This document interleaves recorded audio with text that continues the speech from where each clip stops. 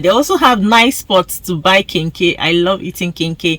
It's a Ghanaian delicacy. Sup fam, hope we are well. So today, like I promised, we are talking about cheapest places to live in London. And all of this information are coming from credible sources. I'm talking UK House Pricing Index, which has been reputable for property prices here in the UK, dating as far back as 1983. Rightmove, Home Views Properties, properties.co.uk. Look, reliable sources. So on the average, house prices here in London are at about £500,000 in comparison to the overall UK average of properties, which is at about £249,000, whereas the average to rent here in London is at about £1,500 compared to the UK average, which is about £800. I'm talking of at least a one-bedroom hall kitchen house, like apartment. It could be a house, could be a flat. But the exciting news is for the areas, these top 12 cheapest areas to live in London,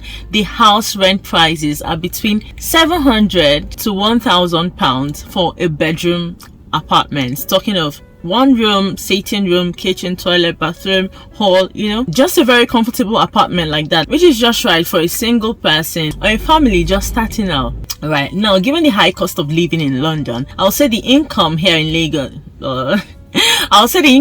London matches the expenditure. Overall, I'll say it's balanced in the sense that in the whole of UK, London is top when it comes to income rate here in the UK in general, given that there's so many job opportunities. Most of the big companies are here, most of the head offices are here in London, with more and more business developing on a regular. Statistically, it's been said that 64% of Londoners, people who live and work here in London, get to spend about 64% of their wages on rent alone. Look, and that's exactly why it is best for us to be informed and know where to pitch our tent, where to move to if we need to move to, because you don't want to be making all of your money. I'm not even talking council tax and transportation and every other thing attached to it, just rent alone. So that is why it's very important that we know the most affordable areas to stay in London. If you already stay in London, where to begin to reconsider to move to, or if we are intending to come over to London, maybe you get a job, maybe you finish your education, or you're looking to work here in London, because there's so many opportunities, areas you should know or you should begin to look at renting and eventually buying. Because as I said even in the previous video, it's best to own your own mortgage when it is most feasible, when you're comfortable enough, cleared off most of your debts, have a good clear credit record, have a little bit of savings. Then you can begin to think about owning your property, because as a matter of fact, the same amount of money you're paying as rent is still what you're going to be paying to owning your own house. With just about 5 or 10% only of the entire price of the property as deposit. Now let's shoot on to the 12 most affordable places to live in London, and this will be in descending order, with like the most priced, top, and then we'll go down to the least price. And this is according to the UK House Price Index for London between December 2020 and January 2021. So let's shoot. 12 on the list is Bromley, and house price rate for Bromley is £460 361, and the average rent in Bromley is £1,352. And with these prices, at times you could get houses less or a little bit more. I'm talking 1-bedroom or 2-bedroom apartment. That's why when you check out sites like Rightmove, I'm using Rightmove in this instance,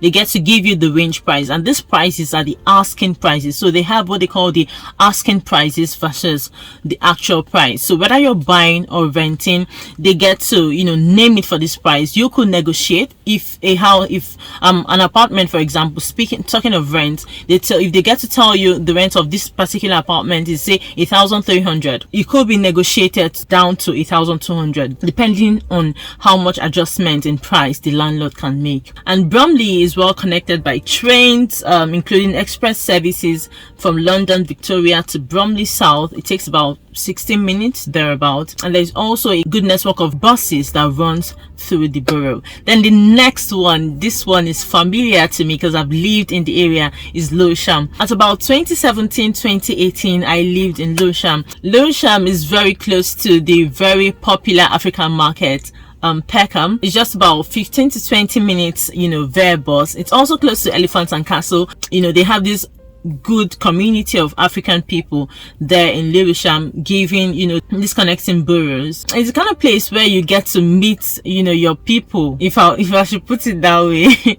Yeah, you're when you come down here, you're likely to see maybe your family members or something around Lewisham, although statistically it's not around the safest places to stay in terms of crime rate and all of that, all of what's said. But many people will tell you that they live there safely, like I live there safely, and there is usually generally no problem on a larger scale. So the average house price there, according to the guys at Move IQ, is £447,000, 783, and the average rent there is £1,313 per month. And there at Lewisham, there is good network of transportation system, which includes the DLR, nice restaurants, nice hangout spots. If you like African food, you buy a lot of it. There's this one, I think there is this restaurant called Enish Kitchen there as well. So yes, you'll feel at home. If you are Nigerian or African, you'll feel at home there. They also have nice spots to buy kinke. I love eating kinke. It's a Ghanaian delicacy. So there in Lewisham, yes. And dropping at number 10 is Redbridge. Redbridge is located in East London. They're connecting trains to Liverpool Street, which is in more central London. It has super great transportation links. You wouldn't be stranded.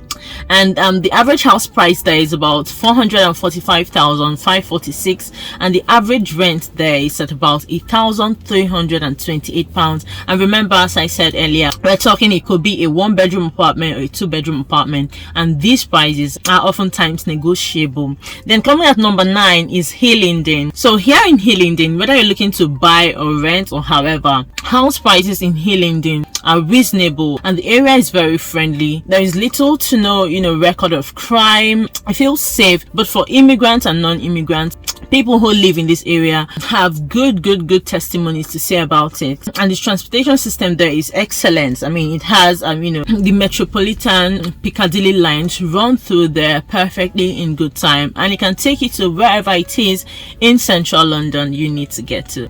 Okay, coming at number 8 is Enfield. Trust me, Enfield is an interesting area, but before then, the house price there is at about £415, 126, and the average amount it takes to rent around there is about £1,500 per month. It might seem a little a little pricier than the previous boroughs I've mentioned, maybe with about £100 or £200 more, but I tell you, Enfield is one area that if you're looking to grow a family, if you want to have this countryside life, very cool serene life, Enfield is the place for you, especially if you're like the people with this kind of mindset that they're running away from Africans. That these people who come from maybe some of their countries, and look, they've had enough of their people.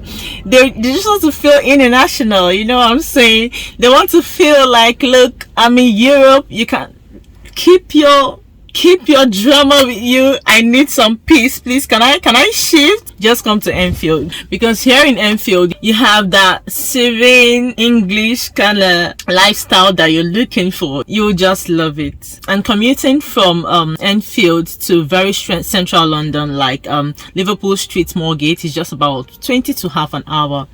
Yeah. And then number 7 we have is Greenwich. Now when it comes to Greenwich, which is still connected to Lewisham, Woolwich, these are the surrounding neighbors of Greenwich. Greenwich is a particular area that is known for attracting young tourists, young professionals, because they have the university there, the University of Greenwich.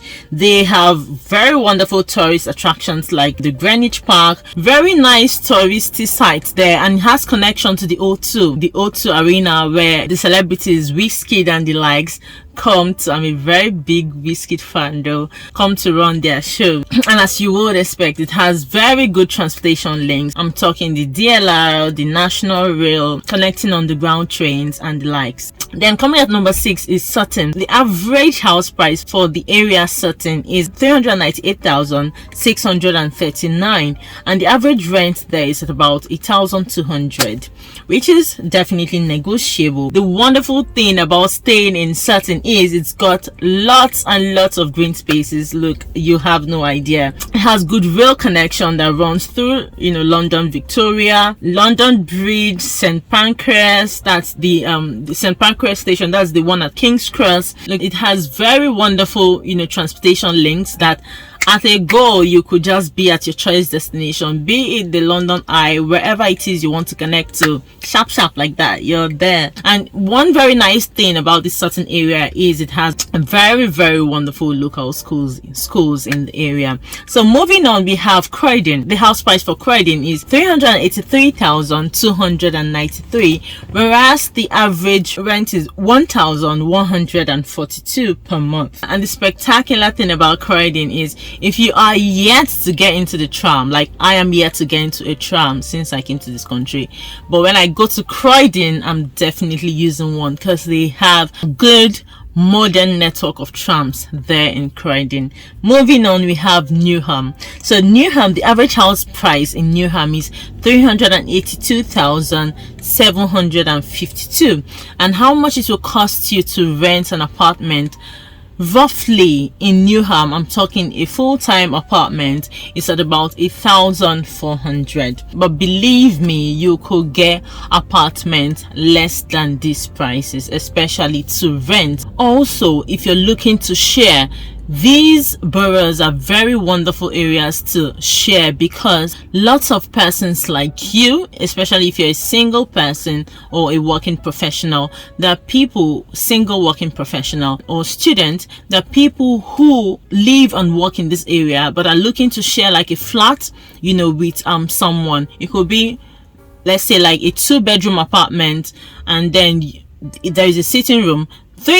Three persons can decide to pick up this apartment. One person takes each of the bedrooms, and then one other person might decide to use the sitting room, or 2 persons might decide to use the individual bedrooms and then have the sitting room as their communal space and share this rent. However it is, when it comes to London, there are people, do you get what I mean? So there are people who are looking to share accommodation compared to outside of London, that these things don't really happen that much. You probably might find an apartment and you're not seeing who's also looking for what you're looking for. Speaking of sharing, so yeah, so that's the good aspect of it. Here in Newham, they have the Westfield Shopping Center. That was the particular Westfield shopping mall I went to the last time. It has very wonderful transportation links. The London City Airport is just right there in Newham.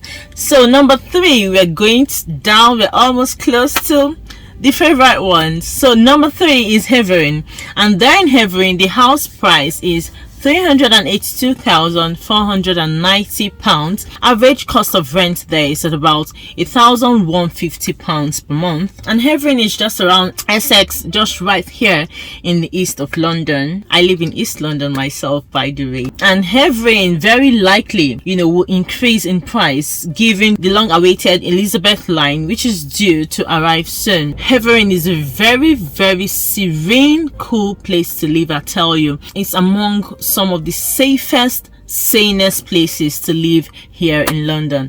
And moving on quickly, we're heading to the second to last, which is Bexley. So the house price there in Bexley is £354,466, and how much it costs to rent is averagely £1,326 per month. Okay, the only downside to here in Bexley, which is, other than that, a very wonderful area to stay in, very serene as well, is it doesn't have the underground compared to all of the previous boroughs I've mentioned, which have connecting underground trains to more central London. But this place has got very wonderful district and metropolitan services in terms of connecting trains that can take you to any part of London without stress. Wonderful 24 hours bus services as well that connects you around the city of London. Then finally we have Barking and Dagenham.